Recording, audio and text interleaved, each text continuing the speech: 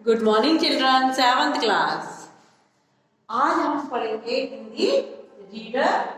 निकाल लीजिए वचन भाग 2। ठीक है, इसमें है हमारा चैप्टर चला था दादी माँ, पार्ट 2। क्या चला था? पार्ट 2, दादी माँ। क्या था ये? दादी माँ। ये चैप्टर क्या हमारा अभी कंप्लीट नहीं हुआ था, इसको अब आगे पढ़ेंगे। ठीक है,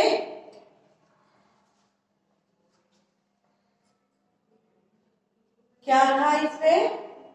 आजकल करने करने फसल मैं दूंगी, अब क्या तेरी खातिर दूसरी फसल कटेगी? तो अब इसके आगे पढ़ेंगे। ठीक है, दूंगी। मालकिन रामी की चाची रोती हुई दोनों हाथ से आंचल पकड़े दादी माँ के पैरों की ओर झुकी। कहाँ झुकी? रामी की जो चाची थी दादी माँ के पैरों में झुकी।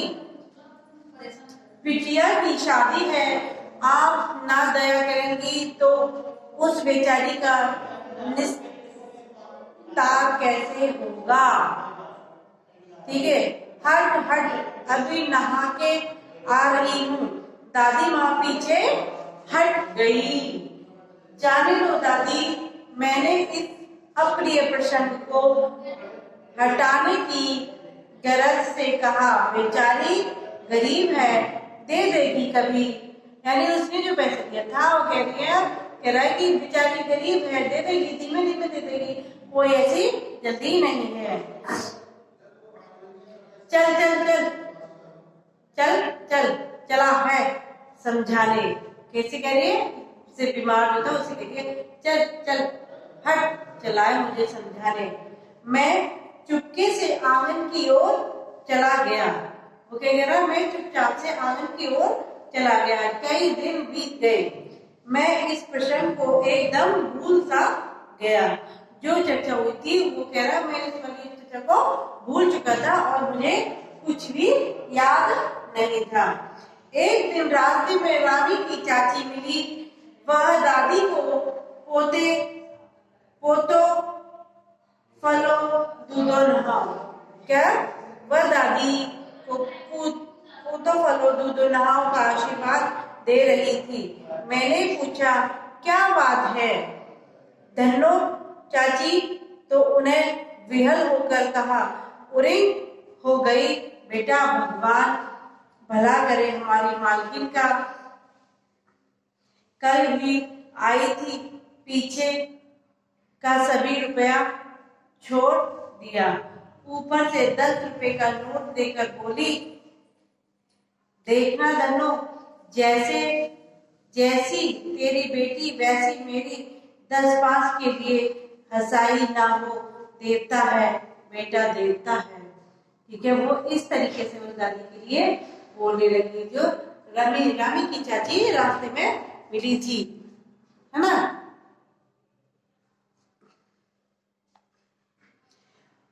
उस रोज तो बहुत डांट रही थी। मैंने पूछा, वह तो बड़े लोगों का काम है बाबू, रुपया देकर डांटे भी ना तो लाभ क्या हो। मैं मन ही मन इस तर्क पर हंसता हुआ आगे बढ़ गया। किशन के विवाह के दिनों की बात है। विवाह के 4-5 रोज पहले से ही औरतें रात रात भर गीत गाती। विवाह की रात को अभिनय भी होता। यह प्राय एक ही कथा का हुआ करता है।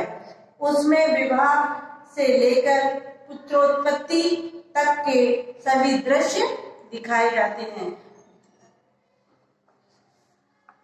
विवाह की रात का जो अभिनय होता है, यानी जो एक प्रोग्राम होता है, उसमें बच्चे की जन्म की उपस्थिति से लेके पूरी उसमें सब दिखाती हैं। सभी पार्ट औरतें ही करती हैं। क्या करें, जो सारे पार्ट्स होते हैं वो सारी औरतें ही करती हैं, जेंट्स कोई भी नहीं होता। मैं बीमार होने के कारण बारात में ना जा सका। ठीक है, क्या कह रहा है, वो मैं बीमार था इसीलिए उसकी बारात में ना जा सका। मेरा भाई राघव दालान में सो रहा था, वह भी बारात जाने के बाद पहुंचा था। औरतों ने उस पर आपत्ति की। क्या की? आपत्ति यानी गुस्सा जाहिर किया। दादी माँ बिगड़ी, लड़के से क्या पर्दा, लड़के और ब्रह्मा का मन एक सा होता है। क्या कह रहा है, लड़के और ब्रह्मा का मन एक सा होता है। चलिए पेज पढ़ के, पेज नंबर 8 पे आ जाइए। अब मुझे भी पास ही एक चारपाई पर चादर उड़ाकर दादी माँ ने चुपके से सुला दिया था। बड़ी हंसी आ रही थी। सोचा कहीं जोर से हंस दूं, भेद खुल जाएगा तो निकाल बाहर किया जाऊंगा, पर भाभी की बात पर हंसी रुक ना सकी और भांडा फूट गया। देवू की माँ ने चादर खींच ली। कहो दादी, यह कौन बच्चा सोया है? बेचारा सोता है, शायद दूध तो पिला दूं। हाथापाई शुरू हुई। दादी माँ बिगड़ी, लड़के से क्यों लगती है? सुबह रास्ते में देवू की माँ मिली। कल वाला बच्चा भाभी, मैं वहां से जोर से भागा और दादी माँ के पास जा खड़ा हुआ। वस्तुतः किसी प्रकार का अपराध हो जाने पर जब हम दादी माँ की छाया में खड़े हो जाते हैं, आवेदन मिल जाता है। स्नेह और ममता की मूर्ति दादी माँ की एक एक बात आज कैसी कैसी मालूम होती है। ठीक है,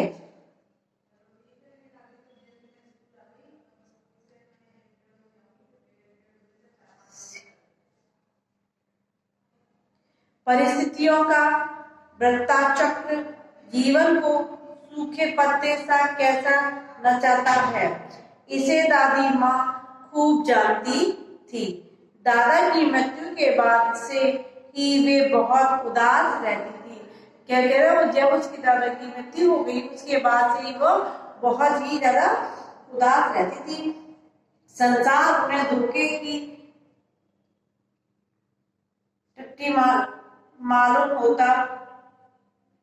दादा ने उन्हें स्वयं जो धोखा दिया, वे सदा उन्हें आगे भेजकर अपने पीछे जाने की झूठी बात कहा करते थे। दादा की मृत्यु के बाद कुकुर मुत्ते की तरह बढ़ने वाले मुंह में राम, बगल में छुरी वाले दोस्तों की शुभ चिंतन ने स्थिति और भी डामाडोल कर दी। दादा के श्राद्ध में दादा के श्राद्ध में दादी माँ के मना करने पर भी पिताजी ने जो अतुल संपत्ति व्यय की वह घर की तो थी ही नहीं। दादी माँ अक्सर उदास रहा करती। माह के दिन में कड़ाके का जाड़ा पड़ रहा था। पछुआ का सन्नाटा और पाले की शीत हड्डियों में घुसी जाती। शाम को मैंने देखा दादी माँ गीली धोती पहने कोने वाले घर में एक संदूक पर दिया जलाए हाथ जोड़ बैठी है। उन्हीं स्नेहकता आंखों में मैंने आंसू कभी नहीं देखे थे। मैंने बहुत देर तक मन मारे उनके पास बैठा रहा। उन्होंने आंखें खोली। दादी माँ, मैंने धीरे से कहा, क्या है रे, तू यहाँ बैठा है? दादी माँ एक बात पूछूं, बताओगी ना? मैंने उनकी स्नेहपूर्ण आंखों की ओर देखा। ठीक है, क्या क्या? स्नेहपूर्ण आंखों की तरफ देखा। क्या है? पूछ, तुम रोती थी? दादी माँ मुस्काई, पागल, तूने अभी खाना भी नहीं खाया ना? चल चल, धोती तो बदल लो। दादी माँ, मैंने कहा मुझे सर्दी गर्मी नहीं लगती बेटा। क्या कह रही है? मुझे सर्दी गर्मी नहीं लगती बेटा। वे मुझे खींचती रसोई में ले गई। सुबह मैंने देखा चारपाई पर बैठे पिताजी और किशन भैया मन मारे कुछ सोच रहे हैं। दूसरा चारा ही क्या है? बाबू बोले, रुपया कोई देता नहीं। कितने के? तो अभी पीछे भी बाकी हैं। वे रोने से हो गए। रोता क्यों है रे? दादी माँ ने उनका माथा सहलाते हुए कहा, मैं तो अभी हूँ ही। उन्होंने संदूक खोलकर एक चमकती सी चीज निकाली। तेरे दादा ने यह कंगन मुझे इसी दिन के लिए पहनाया था। उनका गला भर आया। मैंने इसे पहना नहीं, इसे सेज कर रखती आई हूँ। यह उनके वंश की निशानी है। उन्होंने आंसू पोंछकर कहा, पुराने लोग आगा पीछा सब सोच लेते थे बेटा। यहाँ इसको फुल स्टॉप कर दीजिए। आगे का चैप्टर कल पढ़ते हैं। ठीक है, कल इसको कंप्लीट करेंगे और बाकी का सब कल करेंगे। ओके, चलिए। करना क्या है आपको आज अपने में? यह चैप्टर रीड करना है। 5 रीड करना है और देखना है कि दादी माँ क्या क्या कहना चाह रही थी। ठीक है? Okay, bye, take care.